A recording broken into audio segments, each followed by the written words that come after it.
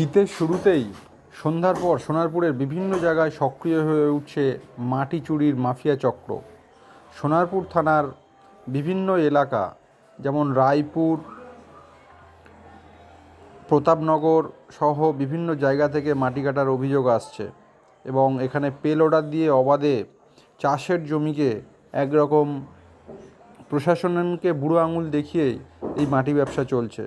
জেলা প্রশাসন সূত্রে জানা যাচ্ছে যে সোনারপুরে ভূমি সংস্কার আধিকারিক ঘটনার প্রাথমিক তদন্ত শুরু করেছে এবং সোনারপুর থানায় লিখিত অভিযোগ করেছে অভিযুক্তদের বিরুদ্ধে। ভূমি সংস্কার দপ্তরের অনুমতি ছাড়াই এই মাটি কাটার ব্যবসা চলছে বলেই সূত্রের খবর।